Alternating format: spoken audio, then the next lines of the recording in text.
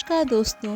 एक रहस्यमयी परछाई के एपिसोड 11 में आपने सुना कि आरव और नैना किस प्रकार अनिरुद्ध की सहायता से सोसाइटी के रहस्यों को जानने में लगे थे। अब इसी कड़ी में आगे सुबह की पहली किरणें आसमान पर फैल रही थीं, लेकिन उस पुराने जर्जर घर के भीतर अंधेरा और सन्नाटा पसरा हुआ था।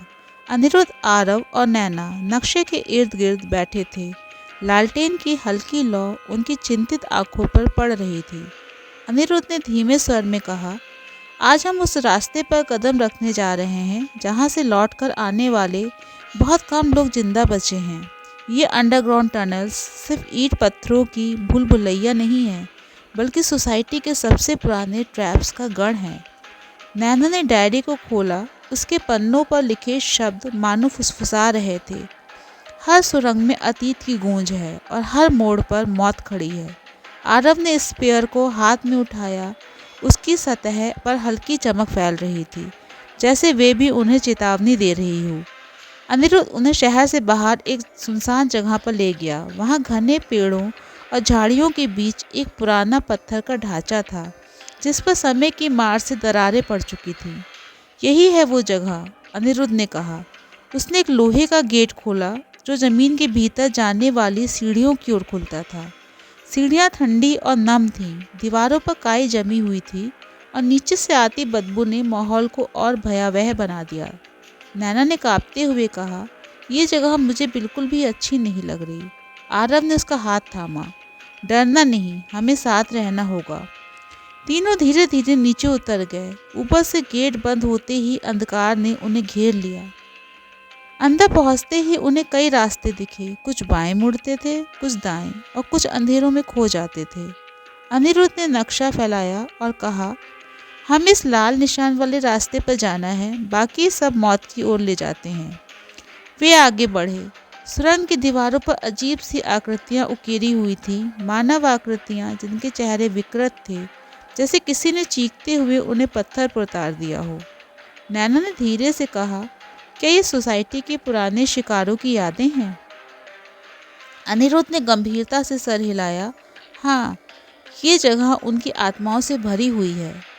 जैसे ही वे एक लंबी सुरंग से गुजरे, अचानक वहाँ अजीब आवाज़ गूंजने लगी। पहले धीमी फुसफुसाहट, फिर जोर जोर से चीखें। आरव ने अपने कान दबा लिए। ये आवाज़ें मेरे दिमाग को तोड़ रही हैं। नैना ने स्पेयर उठाया। उसकी सतह पर चमकते हुए शब्द उभरे, मत सुनो, वरना ये आवाज़ें तुम्हें हमेशा के लिए यहाँ कैद कर लेंगी।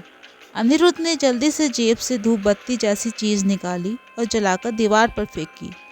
धुआं फैलते ही आवाज़ें धीरे धीरे थम गईं। यहाँ हर ट्रैप तुम्हारे मन पर वार करता है, अनिरुद्ध ने कहा। अगर स्पेयर ना होता तो हम अभी तक पागल हो चुके होते। आगे बढ़ते हुए वे एक चौड़े गरियाले में पहुंचे। अचानक दीवारें हिलने लगी और धीरे धीरे एक दूसरे के करीब आने लगी। नैना चीख उठी, अगर ये बंद हो गई तो हम सब कुचल जाएंगे। आरव ने देखा कि फर्श पर कुछ सिंबल्स बने हुए हैं। उसने जल्दी से डायरी खोली और सिंबल्स मिलाए। उसमें लिखा था, बचने का रास्ता सिर्फ उस पर है जिस पर सत्य लिखा हो, बाकी सब इल्यूजन है। आरव ने एक चिन्ह पहचान कर उस पर पैर रखा। तुरंत दीवारें रुक गईं और एक गुप्त दरवाज़ा खुल गया। तीनों जल्दी से उस दरवाजे से अंदर चले गए। पीछे दीवारें पूरी तरह बंद हो गईं, मानो कभी रास्ता था ही नहीं। अंदर का रास्ता और गहरा होता चला गया। यहाँ की हवा और ठंडी थी और हर कोन से टपकते पानी की बूंदें अंधकार में गूंज रही थीं। अनिरुद्ध ने कहा, ये सुरंगें ब्रिटिशर्स ने बनाई थीं, लेकिन विस्परर्स ने इन्हें अपनी शक्ति का अड्डा बना दिया। हर ट्रैप उनकी फिलॉसफी का हिस्सा है, डर, भ्रम और नियंत्रण। नैना ने स्पेयर उठाया। उसमें अचानक दृश्य उभरा। एक नकाबपोश आदमी, वही मास्टर सुरंग के अंत में खड़ा था। उसने कहा, तुम जितना आगे बढ़ोगे उतना अपने अंत के करीब पहुंचोगे। जैसे ही वे आगे बढ़े, दीवारों पर बनी आकृतियां जीवित होने लगीं। छायाएं दीवार से निकलकर उनका पीछा करने लगीं। आरव ने तलवार जैसी लोहे की रॉड उठाई और वार किया, लेकिन छायाएं धुएं की तरह बिखरकर फिर से बन जाती। नैना ने स्फीयर को ऊपर उठाया। उसमें से तेज रोशनी निकली, जिसने छायाओं को पीछे ढकेल दिया। अनिरुद्ध ने हाँफते हुए कहा, ये रोशनी, ये स्फीयर की असली ताकत है। ये इल्यूजन्स को तोड़ सकती है। लेकिन स्फीयर की रोशनी के साथ साथ एक अजीब खतरा भी सामने आया। रोशनी बुझने से पहले स्फीयर ने फिर से भविष्य दिखाया। अनिरुद्ध खून से लथपथ जमीन पर पड़ा था। आरव और नैना ने एक दूसरे को देखा। क्या यह सच होने वाला है? घंटा चलते रहने के बाद वे एक विशाल गुफा में पहुंचे। बीचों बीच पत्थर का एक दरवाजा था जिस पर सोसाइटी का सिंबल चमक रहा था। अनिरुद्ध ने धीमी आवाज में कहा, यही है प्रवेश द्वार, द हॉरो फोर्ट्रेस तक पहुंचने का।